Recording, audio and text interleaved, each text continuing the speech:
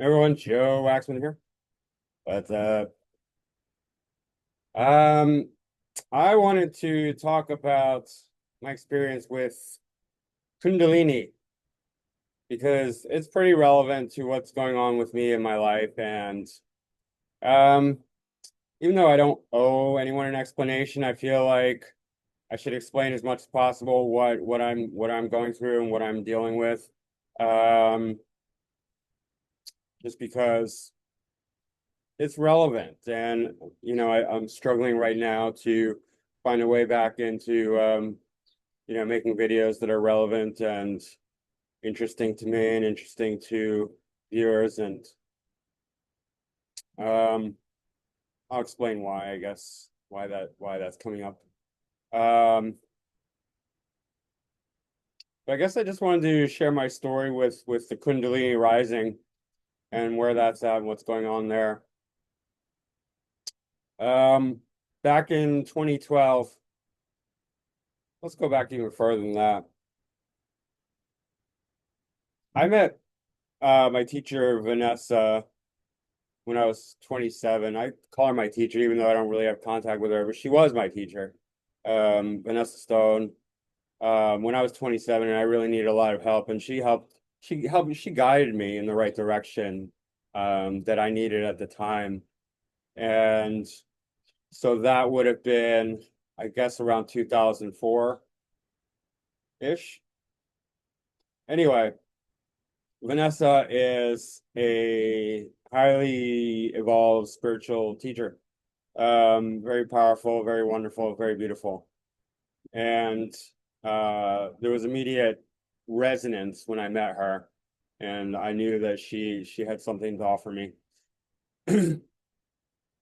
Anyway, I studied with her. I took her course, year-long course, and went to a bunch of her sittings and just kept in contact with her. Had a bunch of personal exchanges with her. And I wrote her a bunch of letters. Then in 2012, I had a sort of crisis where originally I had a dream where I was with Vanessa and I kissed Vanessa on the lips. She's a beautiful girl. She's only a year older than me, but our relationship was never romantic. But in the dream, we kissed on the lips, and I felt electricity, come through me from her. It was really a very powerful dream. I told her about it, and she's like, "Oh yeah, that's Shakti, right?"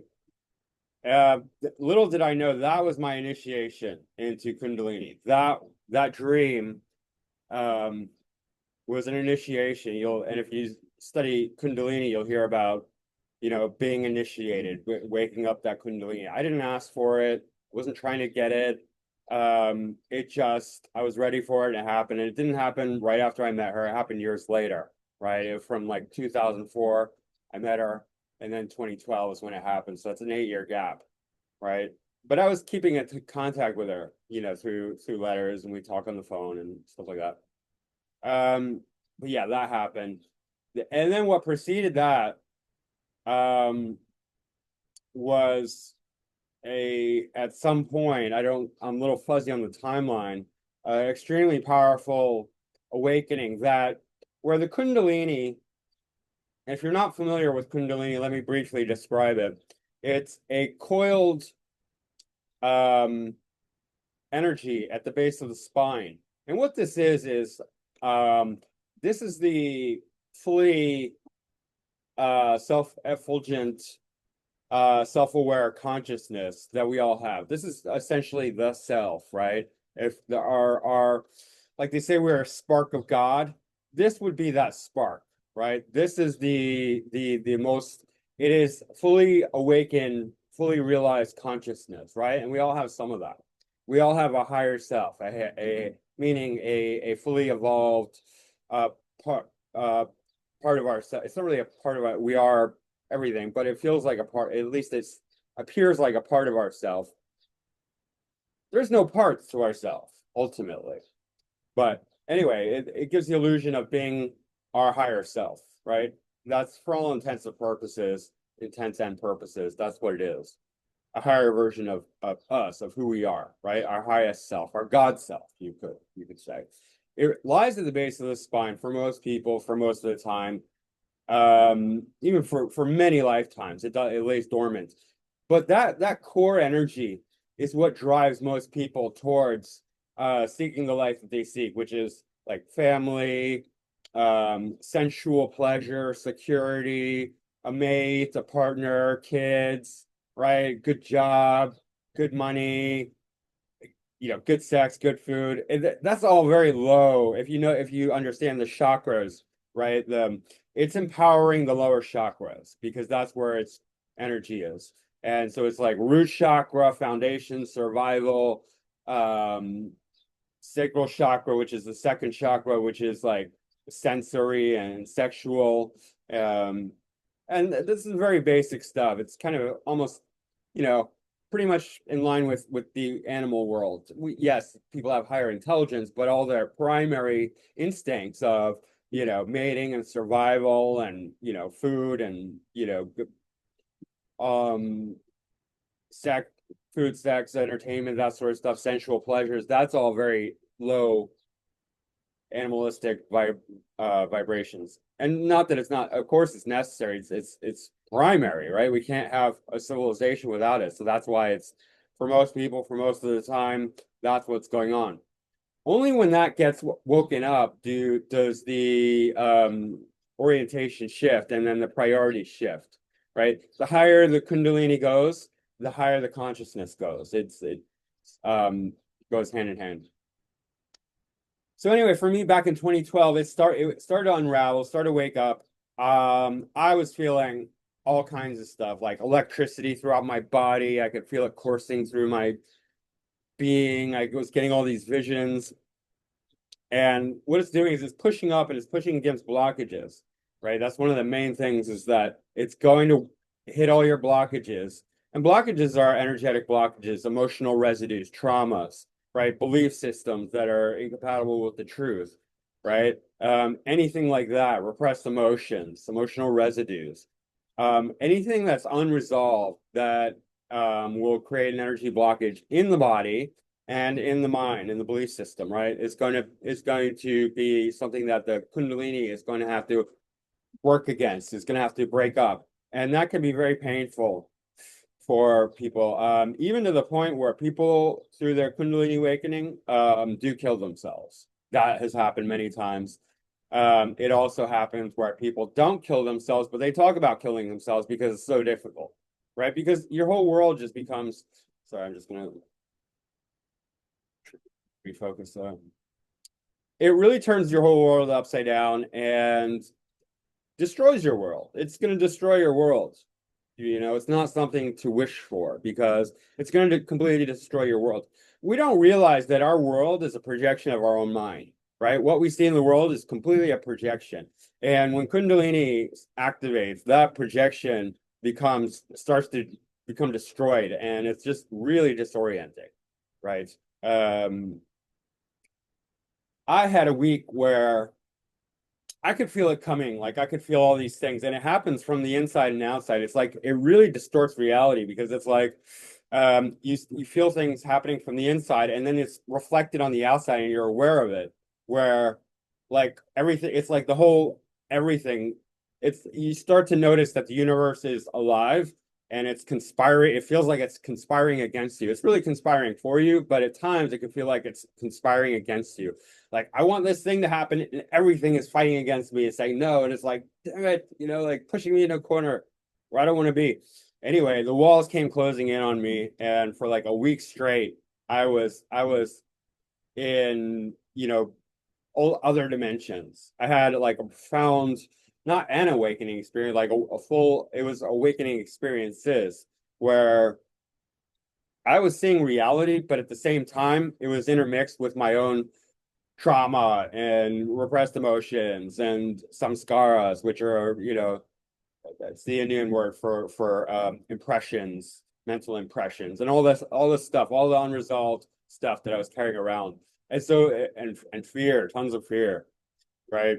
If you're gonna have your Kundalini awakening, have a good understanding of how to handle fear, because you will be exposed to shitloads of fear, right? That you're carrying around. It'll just come out at some point, and you're like, holy shit. Like some people just become paralyzed with fear and don't even leave the house anymore. And um, that wasn't me. I luckily I had studied a lot of spirituality, not just with Vanessa, but also other, like the internet was around at that time, obviously. So I just, you know, downloaded tons of spiritual information. So I had a good understanding of fear and how to handle fear and what to do with fear. Which is you just be neutral. Just don't resist and don't attach, basically, with fear. If you want to know how to get through fear, ignore it. Acknowledge it and otherwise ignore it. Just be like, oh, that's interesting. But I remember one time during that period in 2012, I felt like I was being chased by a demon, which was my own projection, right? But I didn't know that at the time. It was my own fear that I was projecting, and I thought, oh, demon's coming after me, right? You can be very irrational with this sort of thing, because it really just turns out it's like I figured out at the time, it was like it is taking my subconscious mind and dumping it out on the ground. And I was like, oh shit, there's all this stuff here I had in my subconscious mind I didn't know about. But anyway, this demon was chasing me, and like I was so scared. Finally, I was like, fuck it. Come get me. It's like, I can't run forever. It's like, you're gonna come after me, come get me. What are you gonna do? Like, what am I gonna do? Like, I'm just done. I'm tired. I'm drained. Like, just come get me. Do your worst, right? And then it just disappeared. It was just my own imagination, right? But that sort of thing can happen. I experienced like incredible silence, like palpable silence. Like my digestion stopped, my mind stopped, and I was one of the most amazing things was that like when we, like I said, I'm repeating myself, but most of the time we're just experiencing ourselves in the world.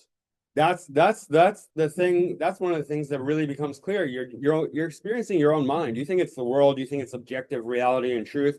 You're experiencing your own mind. That becomes abundantly clear, especially when everything goes silent. Like you can still hear noises, but if your mind is silent, it feels like silence. It feels like the most silent thing you've ever come in contact with, right? Like if you've ever been surrounded with snow, and because the snow eats up all the noise, that's what it feels like. You can walk around in the city, and if your mind is silent, it feels like you're in the, Appalachians, where it's just like, covered in snow, or some mountain, anywhere, right? Any mountain range, right? And it's just like snow everywhere. That's what it feels like. It's just silence, right? Everything is covered in cotton. Um, I experienced, because reality is multi-dimensional. I should even say more than it's all dimensional, right? Like the God, the truth is all dimensional. So there was a time where I was experiencing myself as everything, in that initial awakening. And it's like I would speak, and every speck of reality was speaking with me.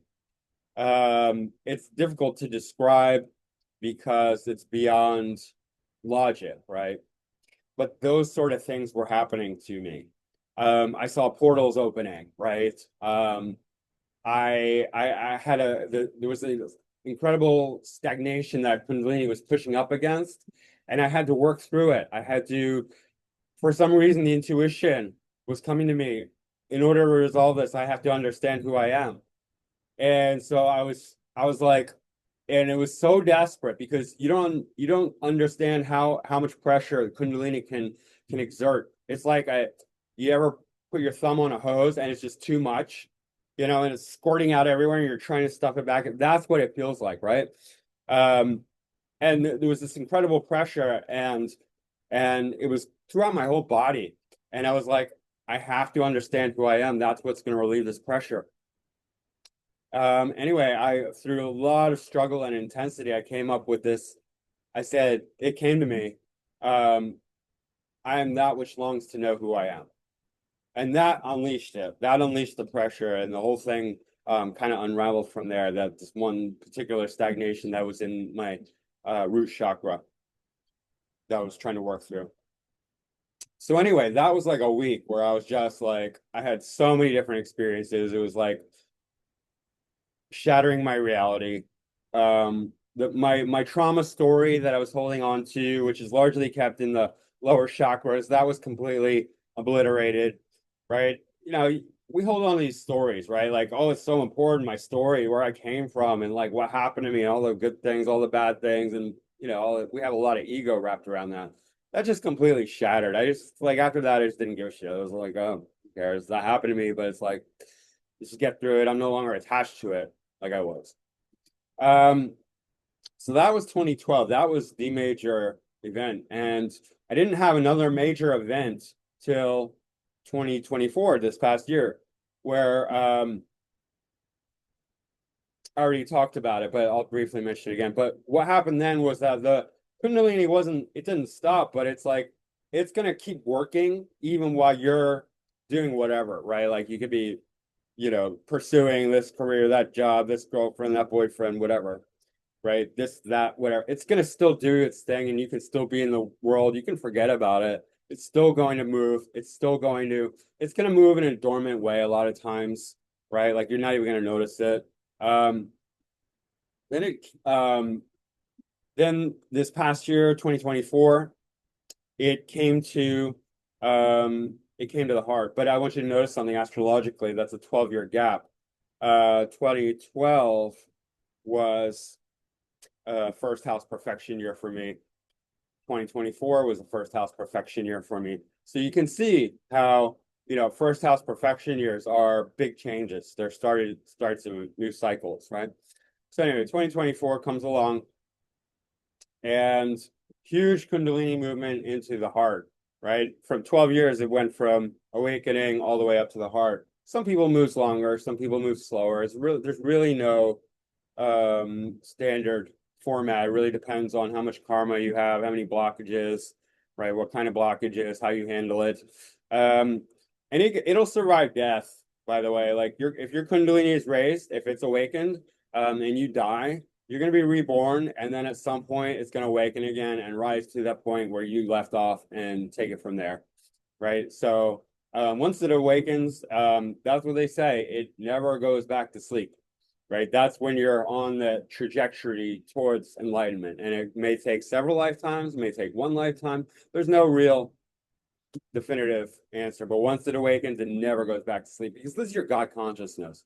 And if it awakes, it's awake, right? It is awake, but once it starts to rise, it's not going to go back down. It never goes back down, right? So if that's what they say, that's what makes sense to me. When the Kundalini reached the heart, that was like one of the most intensely powerful. I would say it was the single most intensely powerful experience I ever had. Certainly the most enjoyable. It shattered everything. Like it really just shattered my whole existence, my whole imagined existence, right? Because still there's a lot of illusion. Even, after my initial awakening, there's still a lot of illusion, a lot of stuff to work through. But this shattered it's like whatever illusion I was living under, when that happened, everything was like, oh shit, we're done. We give up. There's nothing we can't. It's like you think you're tough, you think you're strong, you think you're like tough guy, and then like, some guy's like twice your size or whatever, 10 times your size walks in, you're just like, I give up, right? Or whatever, like the equivalent of that. Like you think you're smart, and then like you come in contact with somebody who's like 1,000 times smarter than you. You're just like, nothing left to do, right? Whatever illusion I had at that point was done, because when the Kundalini entered the heart, it lit up my whole chest. It's not just like, a small point. It lit up the whole thing. Um, and it was the most intensely blissful, loving, joyful experience I ever had. I call it joy love because I don't want to say just love, because people like to, love is it's an often used word that worldly, it describes romantic love. When we talk about love, it's like, I love my wife, I love my kids, I love my girlfriend, boyfriend, stuff like that. this love is, it's not attached to anything, right? When you're talking about spiritual love, it's not attached to anything. It's not like I love this, I love that. It's just love. So I call it love joy because it's really extremely joyous, right? It's the feeling of joy and love together, right? And it's causeless and it's not attached to anything. It's not like I love you, I love her, I love that, I love him, I love this. It's just love and joy. And there's really, that's all it is. And it's not attached to anything. And it's sparkly and it's like golden and glittery and it's moving and it's alive. Um, the other thing that happened was um when it hit the heart, I was carrying a lot of pain in my heart that it immediately erupted that pain in vocalization. Like there was so much force in my heart that I just I started screeching. I started screeching, and I might have talked about this before, but it's relevant to this, the whole continuum here. Um, I was in a punk band when I was a teenager.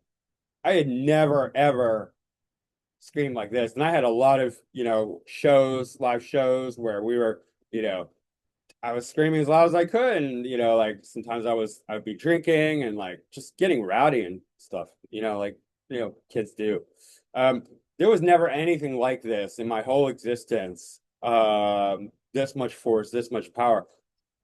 It was spontaneous. It wasn't like I was trying to scream or anything. It was just this force within me that just came out.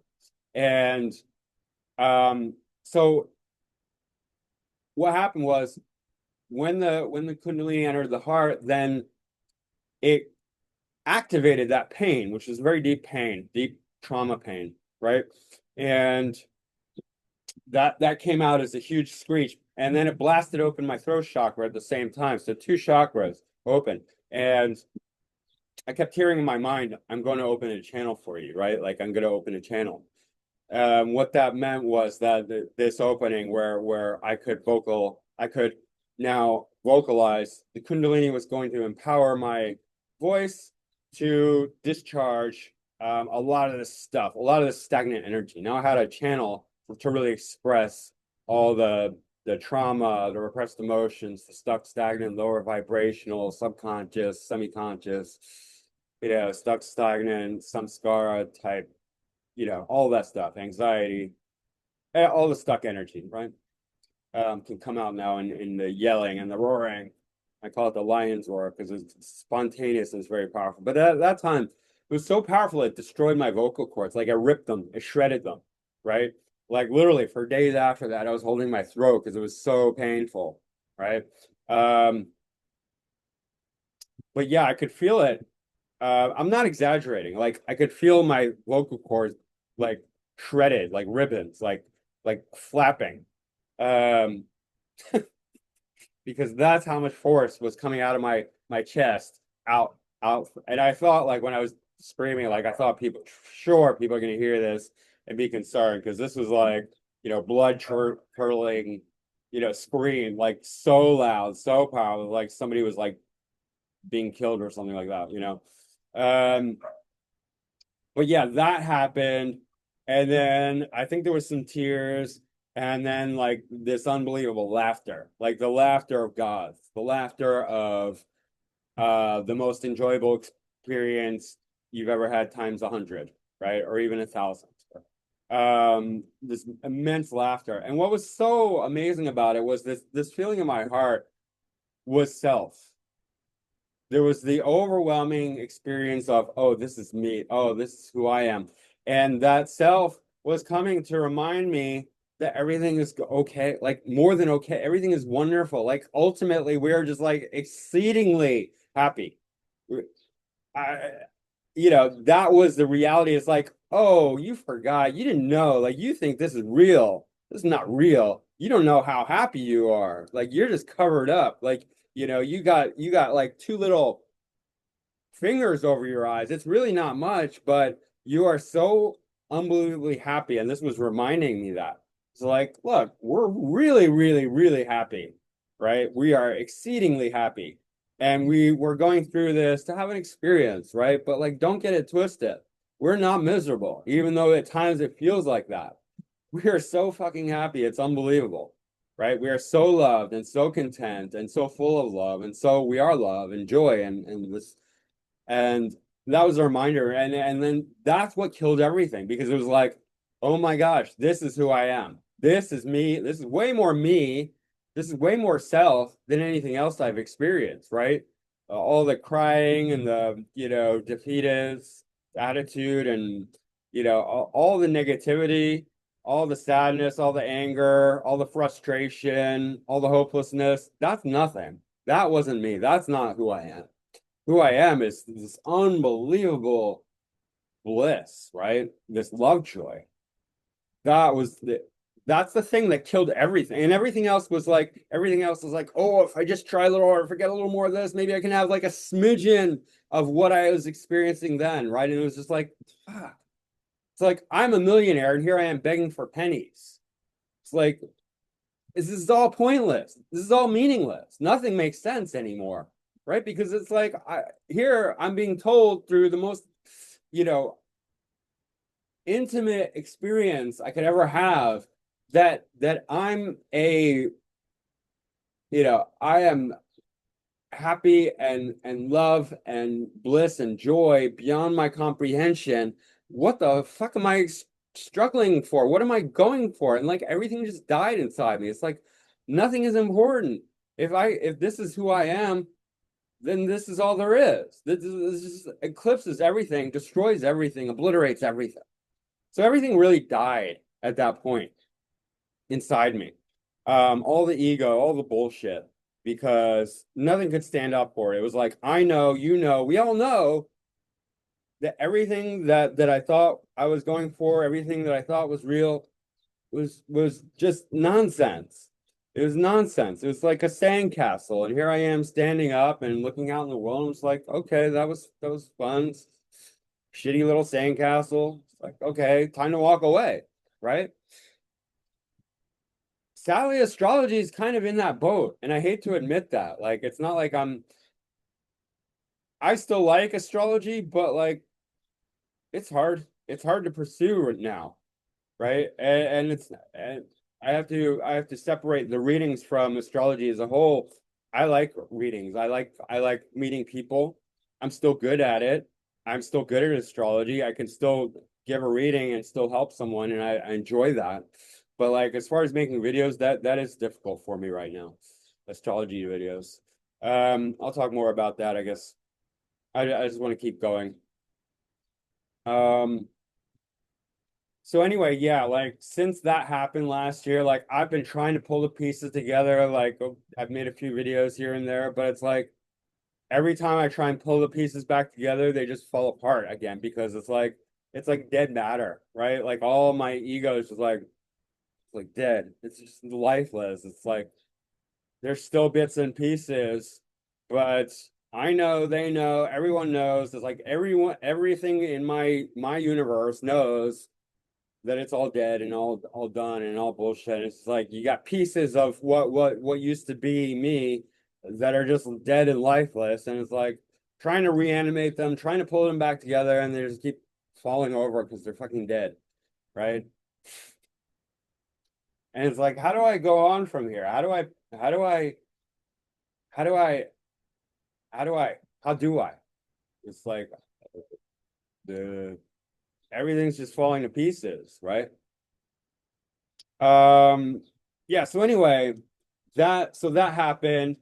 The bliss faded. There was like a blissful week or 2 weeks after that where it's just like I was a lot, you know, because my whole ego was blown out, right? Like I don't know if you ever experienced that, but it was just expansiveness and just like joy and bliss, right? And then the ego collapsed in on itself, right? Because it was like there was so much fear, there was a residue of fear, and it was trying to cling back, and it crushed the heart, because the heart was the explosion center. So they all went back into the heart. And there was a period, a couple weeks, where it was just like so painful in my heart, because all that egoic material was just like um after the initial explosion, it was just like contracted really hard around my heart, and it was the most painful experience. I had to work through it. It went away, obviously. Um and there was a lot of stuff that became um it stopped pretending, right? It stopped pretending. It stopped. The illusion was dead. So it was like really painful egoic material was just pain, right? It was no longer, oh, if I try really hard, maybe I'll get this and that. And that's the hope, right? That's the egoic hope.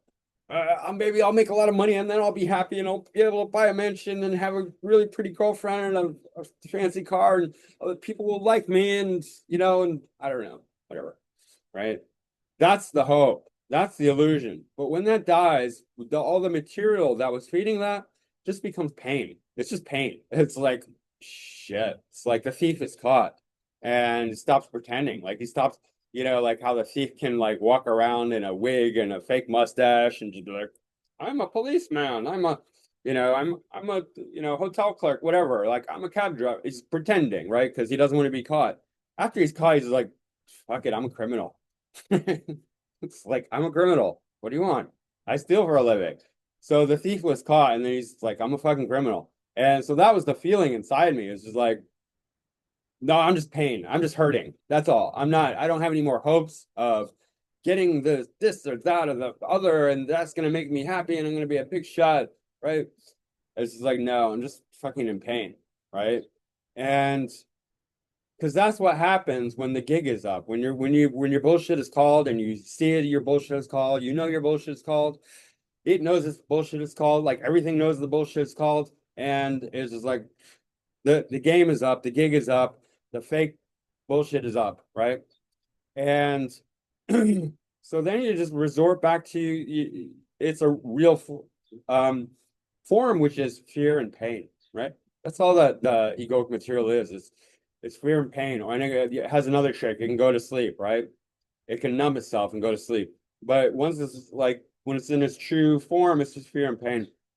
And so there was a lot of that. Really, really heavy stuff came to the surface, came to consciousness. I could feel it. And it just felt like really, especially around the heart. Yeah, a lot of it was released, but then like there was still residual stuff that had to be worked on. And it was very painful. Not just painful, like deeply uncomfortable. Deeply uncomfortable. Like stuff that just does not want to experience itself. It's like, how like you have like all different smells, and some smells are just like, oh, repulsed, like you're just repulsed by them, like rotting meat or something, or like old, pee, hot pee on a radiator or something like that.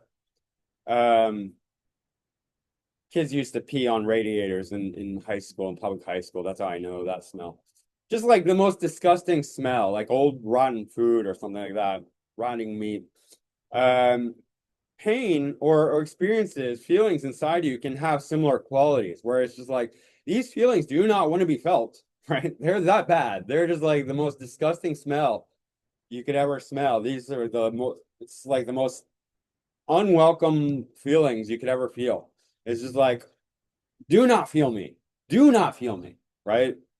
Nothing wants to be, no, this does not want to be felt. It's so uncomfortable, right? Such an uncomfortable feeling. It's like grossness. It's like fear and shame and guilt and pain and all this ugly stuff that just does not want to be felt. Oh, I felt all of it. It all came out. It all came to the surface, right in the heart. So I had to work through all that. Um, and then it expanded out from there, right? Like my feeling, as soon as it hit the heart, like my everything became alive inside me. Like I could feel so much more, right? And that just became my thing, like morning and night. Meditations where I would all this stuff would come up, and a lot of it would come out through the yell. Like I developed this ability to yell. I don't know if you know Kundalini Kriya, as they call it, where it's like spontaneous movements, and that would happen throughout this whole period. Like very like whenever I meditate, I would have create like movements and like um I would even yell under my breath for many years before the Kundalini went to the heart. But when it went to the heart, it really opened it all up. Like I'm not going to demonstrate for you, but I can roar. Like now it's much more mild because so much I've done it so much that it's just like reduced the intensity and the pressure, but I could fucking roar, like deep belt, like roar, right?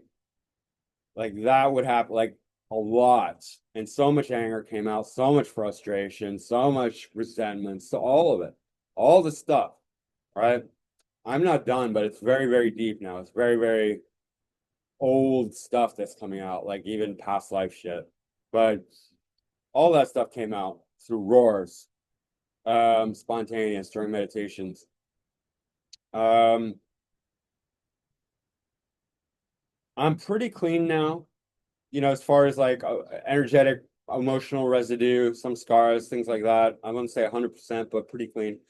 And what happens is like the Kundalini is like, remember, this is God energy. This is like fully awakened, enlightened energy, and it grows. Once it uncoils, it starts to grow and expand, and it's expanding throughout the body, and it's moving up, cleaning out. It's not only moving up, it's moving out, right? So it's like it's doing both at the same time. So it's like at the same time it's going higher and higher, it's also cleaning out more and more throughout the body. And what it's doing is it's cleaning house, right? And making room for the full connection. The full connection is top and bottom all the way through, where Kundalini is just connecting with the universe. What was once separate, why we feel like separate beings, right? We feel like, oh, I'm Joe, I'm an individual, I'm my own person, I'm a person, I'm like this and that and the other. All that shit is nonsense. It's imagined, right? But it feels that way. It's such a persistent illusion because that Kundalini is separate, right? It's not connected to the whole. It's separate, and it's a spark of God that is separate. That's the trick. That's what this whole thing is, right? We feel separate from God. We still feel separate from consciousness, from oneness, because of this trick, this thing where with our God aspect is somewhat cut off, right? It is somewhat cut off, and we have to reconnect it, right? Ultimately, it's not because it can't be, but there is a layer of disconnect, right? And when it pierces the crown chakra, when it makes its way all the way through, it's at the same time going to go down through the root chakra and make full connection all the way, and then there's no more separation, right? Then you're fully connected with the universe, right? And also the illusion of individuality, separation. I'm an individual, I'm a person, I'm a human being. God is out there and I'm over here. God loves me and I love God and all this stuff. That's all just nonsense. I mean, it's good. It's good when you're in that separation. And believe me, I still pray to God, but at the same time, I know God is a very useful concept. So is the self, really. So is consciousness. I'm not trying to say God is a concept, but all words are concepts. All words point to concepts, right? There are no words that are not concepts. So let's just put that up. And beyond the concept, it's not. Some people will say, yeah, but God is real beyond the concept. Well, beyond the concept, it's very difficult to conceptualize. Like you can't put your mind around it. So it's like difficult to talk about beyond the concept. You can't really talk about beyond the concept, right? And just because it's a concept doesn't mean it doesn't have some reality in this world, right? So anyway, I just don't want you to think that just because I'm saying God is a concept, that doesn't mean it's not. There's not still something very powerful and meaningful and useful that we call God, right? Same with the self, same with the soul. The soul is actually the idea of the soul tends to vanish as well when we realize that we are not a person, right? Which happens along the way. We are not a person. We're not an individual. We're just consciousness, right? Like if you know how something is built, like let's say you build computers, like you're a computer builder, right? From the inside out, like you put them together, but you also know the mechanics of the electronics and the internet and everything about the computer. To you, a computer is just a bunch of pieces and information. You can pick apart all of it. Well, we're the same. There's no unity to us. the only unity to us is our consciousness, which has the quality of selfness, where we always feel like we are a self, right? We always feel like we're me. Like I'm me, and this gives me so much confidence to, think I'm right because I feel so solid in my selfness, right? And therefore, anything I think must be equally, solid. That's where people become very arrogant because they feel very solid in their selfness, and they think, well, my conclusions must also be that solid, and it's not, right? But selfness is something we're never going to get rid of.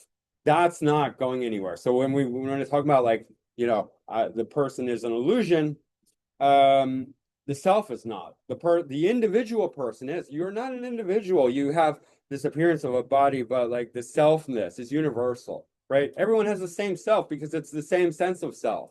And we take our sense of self so personally. It's like, oh, you don't know how much I'm a me.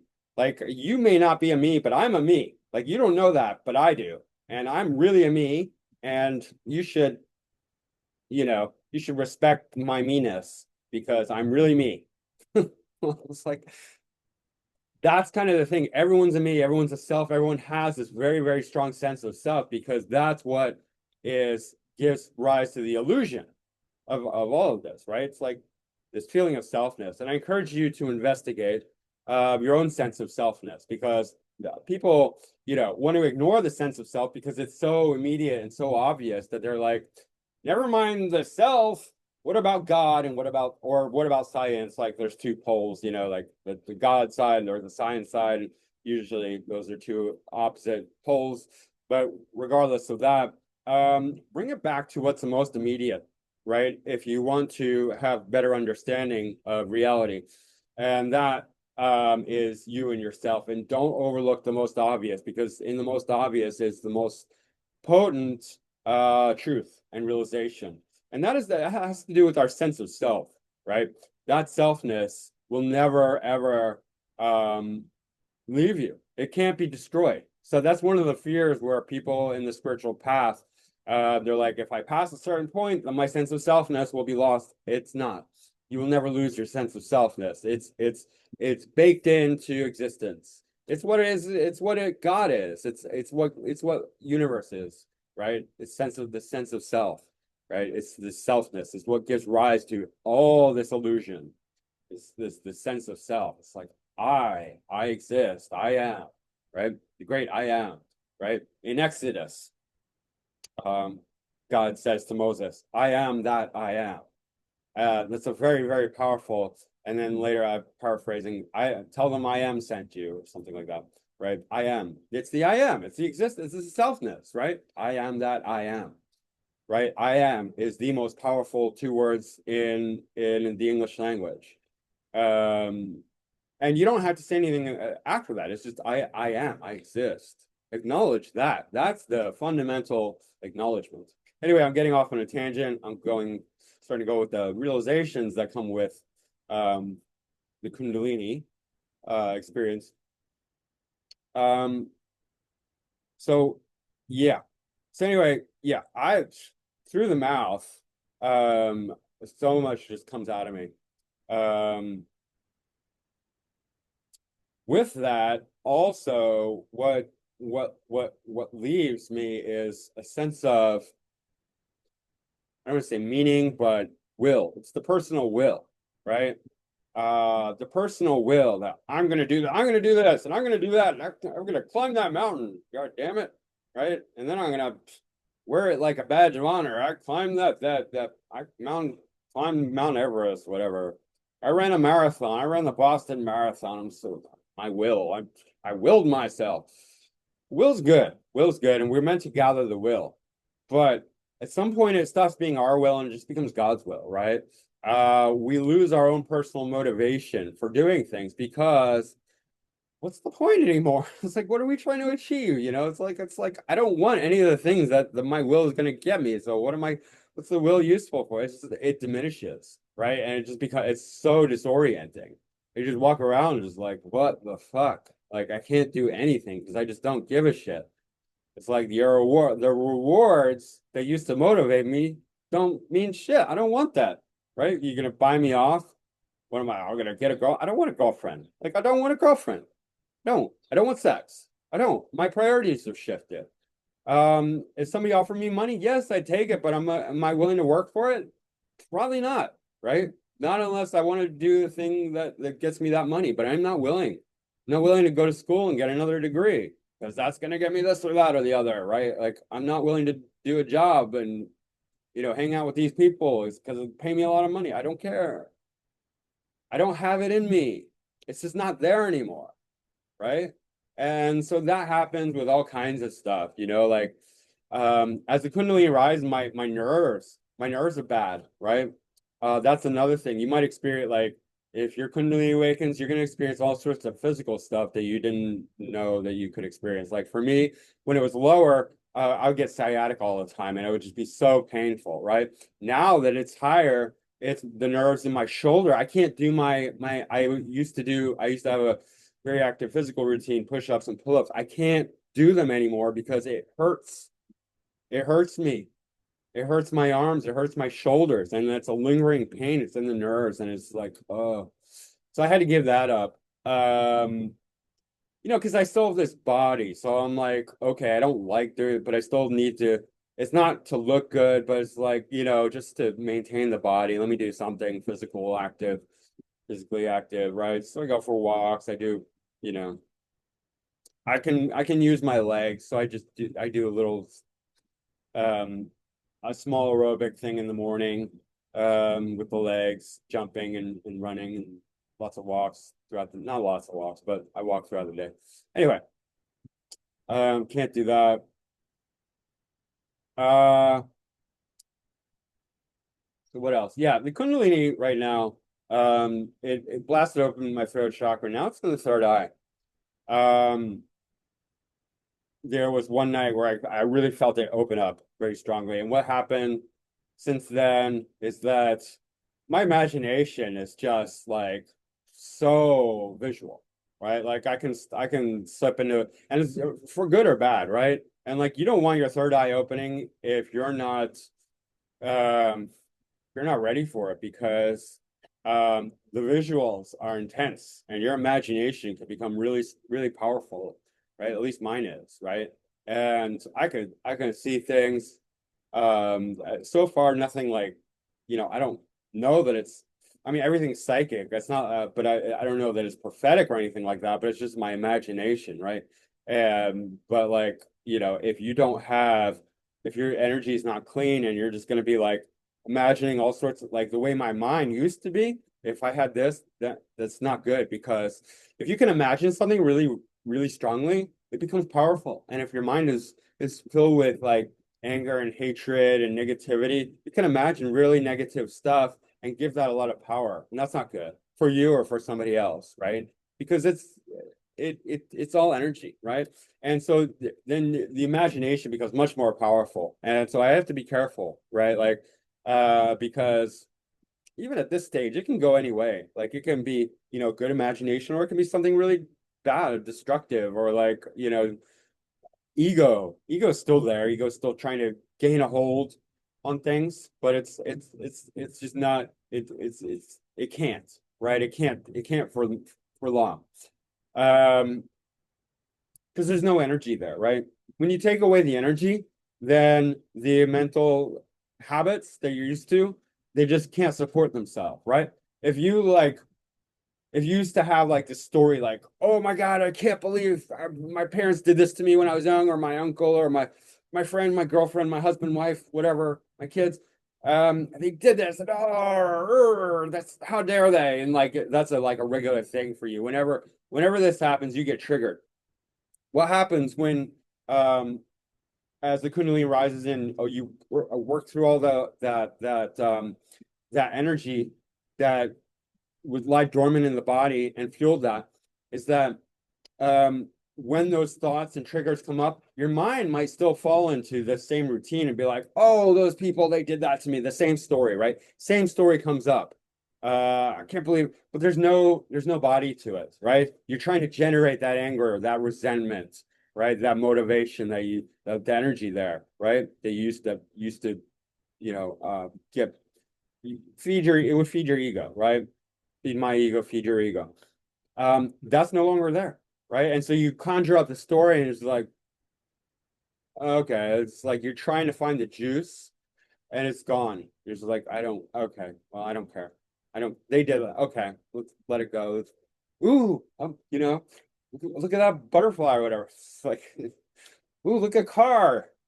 Ooh, look at this clouds. Like something's gonna distract you and you're just done with it. You're just, and then it fades away, right? It goes away. That's how that happens. Like the you have the above and below is what starts to become really apparent. It's like you have the idea in your head, and then you have the parallel emotion in the body that they go together and they create the reality, you know? But all your stories, all the things that you get excited about or angry about or sad about, and oh, I'm never gonna be okay because this happened, that happened, and they died, and it's like, okay, I know it's sad, but and like I'm not trying to belittle that, but it's like when you work through this stuff, it all goes and you're just like, yeah, they died and it's okay. It's fine. Right? They're moved on. They're better. The people who are really suffering was me. It's like they're fine. I was in pain and now I'm not in pain anymore. So what's the problem? There is no death. So what are we crying about? Right? You know what I mean? The worst things that we think are like the worst things when we start to wake up and realize it's like, oh, it's not so bad, right? From the enlightened perspective, um, from the really truly enlightened perspective, being born is more of a tragedy than dying, right? From the ultimate truth, because this body um comes with so much sorrow and so much heaviness and so much sadness and so much difficulty and challenges that once we come to like the truly enlightened perspective, um, dying is a release. It's a grace. It's like a huge um, relief from all this suffering that we, excuse me, experience on Earth, the difficulties of maintaining a body, right? So everything gets flipped around. All the things that you thought were bad are not so bad. Um, all the things that you thought were good are not so good, right? And of course, no, nobody wants suffering or pain or anything like that. So, you know, I'm not like an advocate. I don't think it's okay to hurt someone or to kill someone or anything like that. You know, I'm not saying that. You know, I know that people, when people die, people suffer, but for the person that's dead, they're not in suffering anymore. They're fine, right? So don't feel bad for when somebody dies. Know that they're okay. It's only the people that miss them that have the problem. And that is sad. I'm not saying it's not sad. Sad for the living, not for the dead. But anyway, um, yeah, so all that happens. Um, so yeah, my Kundalini right now is working on the third eye, working, expanding, breaking through all the hard stuff. And it's like when I feel the energy pushing up, it's what I call Rice Krispies because it's snack crackle pop. And if you know what I'm talking about, then you know what I'm talking about. It's like, oh my gosh, there's so much stuff. You know, we hear about like the pineal gland being crystallized, and I don't know, like I don't have a microscope or not like a telescope, or I can't see inside my brain, but like I'm just imagining like all this hard calcified stuff is just breaking up because that's what it feels like. It's like snap, snap, snap, crack, pop. You know, like sometimes really loud, like snaps. Like I feel like something's breaking inside my brain. But the feeling is like expansion and air and openness and like letting go. And like this feeling like where there once was like a tight grip, it's like really just opening and opening and opening and opening. And then I feel it pushing up right against the crown chakra. And I'm not in a rush to have it break through the crown chakra. I'll tell you why, because the power that I felt in my heart was so much, so intense. I couldn't, it's, you have to prepare the body because you cannot just download the full, you know, Kundalini experience, the full power of the universe, which is like God essence, which is like, you know, God consciousness into a normal body because you'll die. You'll kill the body. You'll kill the body. The body will not be able to handle it. It's too much energy, right? I just experienced like a small dose in my chest, it wasn't even fully connected, but like there was so much power there that I know that it would destroy everything. So it's got to open it up. It's got to clear it out. It's got to clear out all the stagnant, blockages. And there's an adaptation process. And it's not even good to move too quickly because you're just like, if I do too much energy release at once, I'm fucking exhausted. I'm a kind of exhausted that it's like not even fun anymore because like I can't even sleep because it's exhausting a part of my energy where another part of my energy is just normal. Like my brain won't let me sleep, but my body or my energy that I use to clear out this energy, it just becomes depleted. And I just like I can't do anything, but I can't sleep either. And it's just very uncomfortable. Right. It's extremely like I just have to I have to lay there, but I can't. I I I can, but my mind's still going. It's a very discordant kind of thing, and there's an adaptation that takes place. Everyone that talks about like the awakening process, you have to give it time. You have to allow it to happen. It's like falling awake, right? Like you fall asleep, you fall awake. I'm lucky. I don't have some of the worst symptoms. Like some people have really, really bad, really challenging, difficult Kundalini awakenings, like terrible headaches, psychosis. I guess because I don't, it's my karma, I guess. And I've done so much preparation, like reading about spirituality, listening to talks, being surrounded by spiritual, teachers, or I didn't have that much access to it. I had Vanessa for a little while, but mostly online. Like the being online saved my life pretty much because I could listen to the teachings of all these different spiritual teachers, each with their own unique perspective and teaching. And that, for my mind, for my ability, for where I'm at, was enough, right, to take me to where I'm at. I don't have tremendous headaches, although sometimes I get a headache. Some people just have terrible, terrible experiences with their Kundalini rising, right? I do have some nerve pain. I have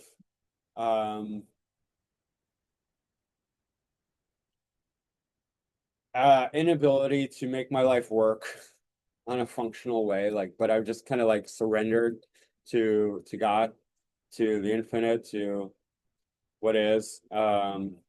Like I'm not making any money right now because I'm not making videos, and therefore like nobody's booking a reading. I'm just fully transparent. I'm not trying to pull the wool over anyone's eyes. I'm just letting you guys know where I'm at, what's going on. I thought about doing a new astrology series, but until I'm like really, really moved in a positive way to do it, I just can't do it because I know I won't.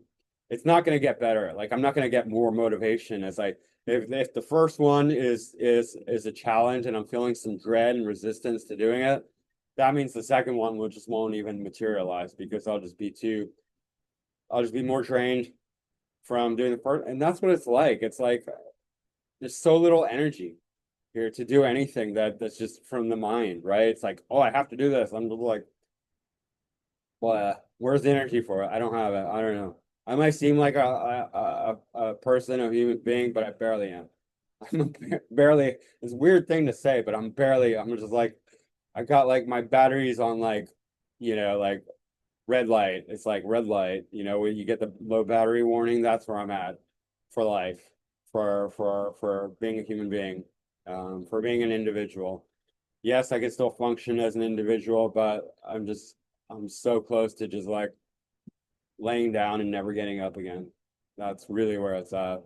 And I'm just allowing this process to take place. And what's funny is like, it's like you have this, if you study spirituality, you hear about it, then you experience it. It's very different. It's like you have all these desires, and then your desires just diminish and diminish and diminish and diminish, and then finally you're just like, there's nothing left in this world for me. I give up. I give up the world, but let me seek spirituality. Then you seek spirituality, and you grow in spirituality, and you have all these realizations, and then you reach a point where it's like that starts to dry up too, because you can't push the thing that you're using to push becomes depleted, right? And it's like I don't have any energy left to push. And in fact, when I do push, it just becomes even really difficult to function on a daily level. And it's like, I just, you just become defeated, like everything. There's nothing left to work with. And you just have to give up and surrender and just be like, this is it. You just, whatever. I'm in God's hands and I can't do anything. And, just gonna have to see where this goes. I don't have a, I don't have any levers, leverage to push and pull my life and existence with, and so I just have to, see how it goes. And I don't know. I I don't I don't know what to say anymore, right? I don't know what to do anymore. I don't know what to say anymore. I have fears about my future because like I don't want to, I don't want to suffer. I don't want to, you know, think about what what it might be like, but I don't want to give that too much power, right? You can imagine what a dwindling bank account looks like, not being able to pay the bills, owing people money, not having that money, not having the ability to make money, not having the ability to, and money is such a driving force in this world. Without money, it's like difficult to survive. Um, but I have to, have to have faith and uh trust, trust in the living universe that it's gonna take care of me because I don't think I can take care of myself anymore. Like, I don't. It's just not there. The energy's not there. And I know I seem fairly normal on camera, but I'm just not as a person, as an individual, I'm just for all intents and purposes, I'm hardly here, right? It's like that energy is so debilitating. And this is not a place to like abandon my journey, right? Like I'm just gonna give up. Like you can't, it's like rock in a hard place. Like I can't give up because I'm in no man's land, right? I'm um in what's the middle ground um between heaven and hell. What's it called? I can't even remember. I forget words all the time too. Um Limbo.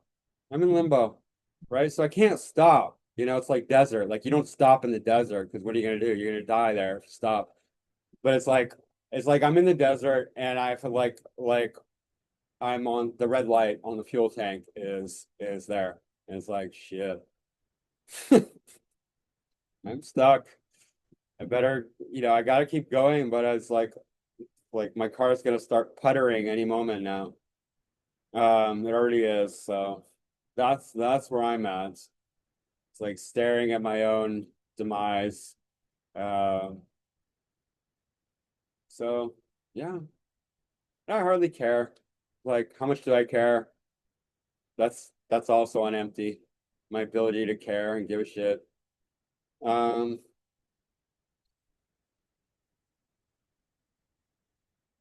don't wish for Kundalini awakening. You have to let it happen because if you wish for it, you're gonna be in trouble, right? If you activate it before your time, you're going to be in trouble. Just enjoy life. Is, go after what's really interesting to you. If it's spirituality, then it's spirituality. But don't be like, oh, I need to awaken my Kundalini, then I'll develop cities and I'll develop powers. No, I don't have any cities. City means like special power, psychic power. I don't have any special psychic powers. Um, because that's not what's meant for me, and it's also a distraction, and it's not going to help you on your path. People get distracted and go down very dark paths with cities because then the ego takes hold. Why wouldn't it? The ego would definitely take hold. Between fear of being homeless, broke, bum, and somebody who can make money with having special powers, of course, right? The ego is 100% going to choose the special powers. Like go and entertain people, make money, right? Have people talk about you, of course, right? Ego is still there. Ego still wants to be like, oh, I'm special. I'm a special person. pay attention to me, give me money, give me things, honor me, love me, right? Um, so I don't have any special powers. You probably aren't going to have any special powers either. So, um, yes, the existence, there's a lot of benefit of the lightness of existence is no longer carrying 1,000-pound bag on my shoulders, weight from the past, like all this past bullshit that everyone carries around. Oh, poor me. I have a story and it's all sad. What? Right? Like that, you just flag that goes. And you're just 1,000-pound weight off my shoulders. I no longer carry around all the bullshit. Like, who cares, right? Everyone has a story to tell. Like, you're not special. Get over it. I know, like, people wish they could, but they nurse it at the same time. They're like, well, without my special trauma, who would I be? Well, be a lot more healthy and well-functioning person, let me tell you that. So yeah, heal. Healing is great. And Kundalini will certainly push you to heal. You cannot fake heal. You cannot have your Kundalini rise and not heal. I mean, you can for a long time. You can ignore it and forget about it and stagnate for a long time, but not forever. Not forever. Eventually, Kundalini will catch up to you, and you have to face that thing that you don't want to face. Right? You're gonna have to heal. But that's where I'm at. Like, I can't make things happen anymore. I can't be like, I'm gonna make an effort and do this thing, and I'm gonna be the best thing that ever was. Like, I don't give a shit, and I don't have the energy to make it happen, and it's not realistic for me. So, uh, I don't know. I don't know what my next video is gonna be. I know I said I'm back and I'm gonna make these astrology videos, but that was just like a lame attempt at, you know, to pick up the pieces of my ego, and that's as far as it got. It's just like that's as much as I can do is I can be like, I'm gonna make videos and then never make any videos. Um, Obviously I'm making a video, but it's not about astrology, and it's not to say I'm not gonna make astrology videos, but um I'm not gonna have a plan because I just right now I can't. It's not there. I'm driven, I'm pushed towards my spiritual practices. I have to keep them up. But like at the same time, I have to not overdo it because they are exhausting. They exhaust a kind of energy that it's like weird. I don't even have a word for it. It's because it's like not my it's like I don't know. It's like I can be tired on one level and have energy on another level. Like my mind will still keep going, but my body, physical energy, just like doesn't want to move. So it's weird, right? Um, yeah. So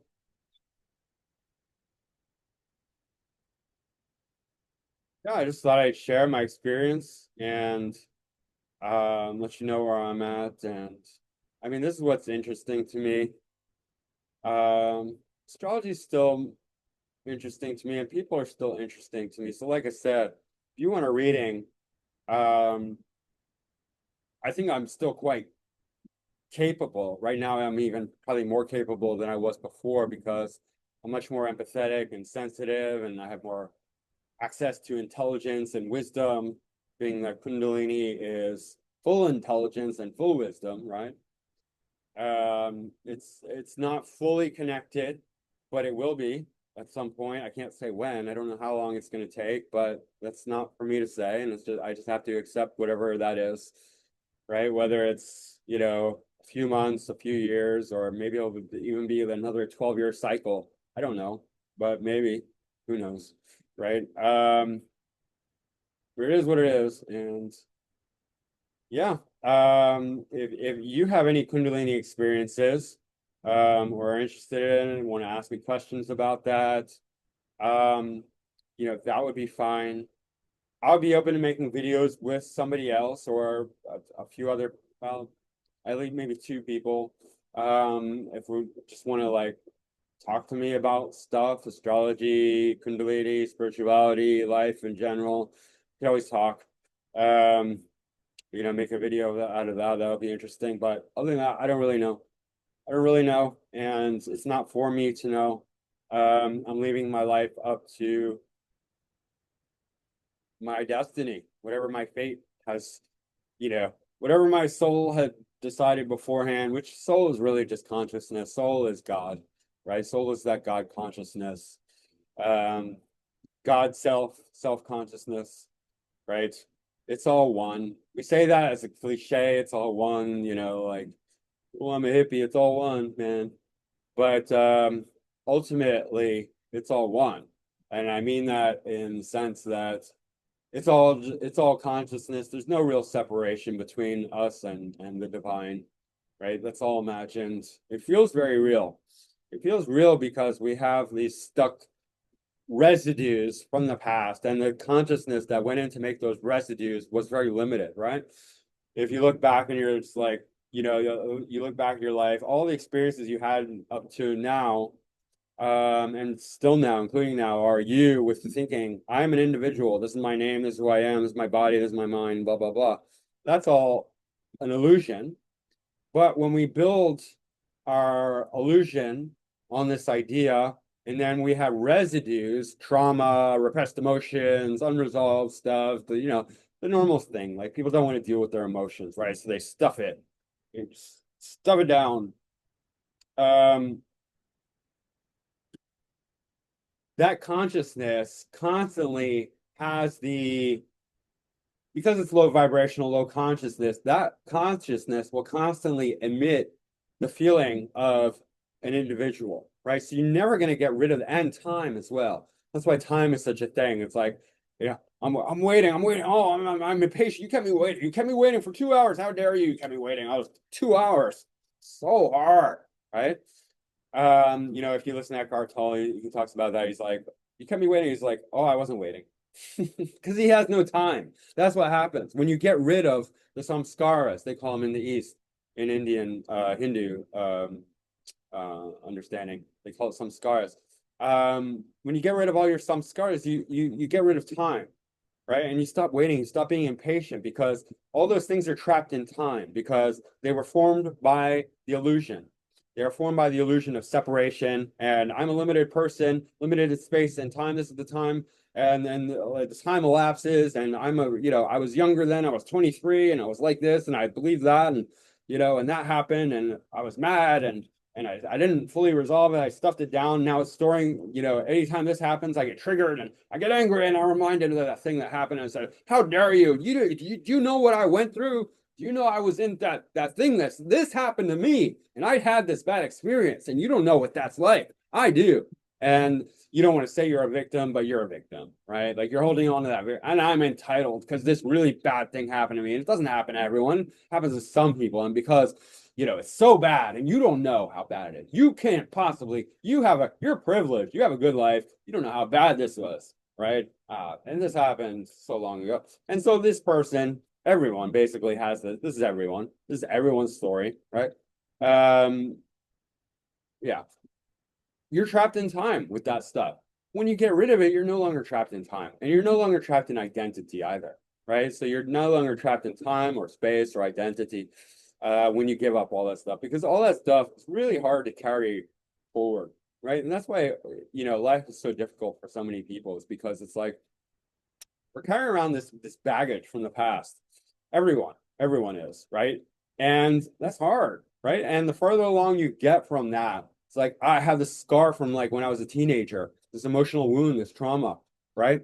But now you're like, like 50-year-old adult, and you're still carrying around this childish scar, this childish wound, this childish trauma. That's painful. That's difficult, right? Because there's a mismatch there, because that wound, that trauma is 15 years old, right? If it happened when you're 15, you're 15 years old. That trauma, whenever that gets triggered, you're gonna behave like a 15-year-old, and then you're gonna feel like an asshole. You're like, oh, whenever this happens, I turn into a 15-year-old child, right?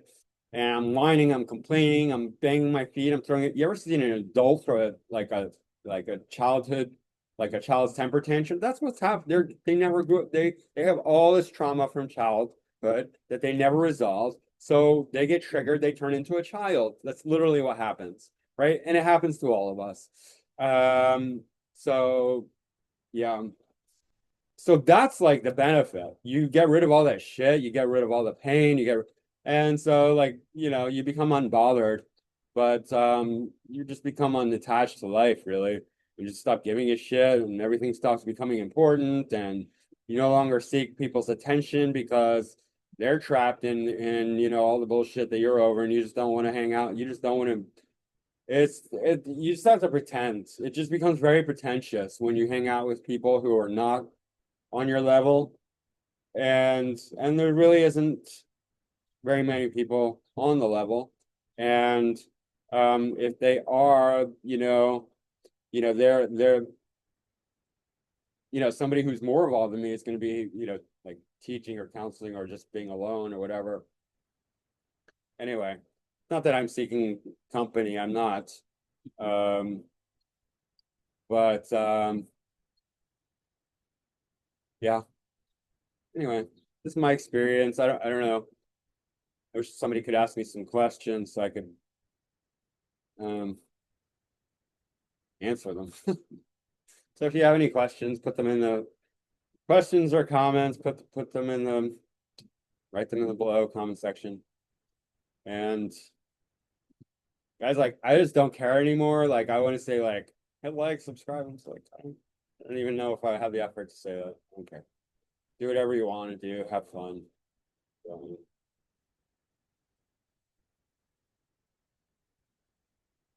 all right, I'll see you again soon. Bye bye.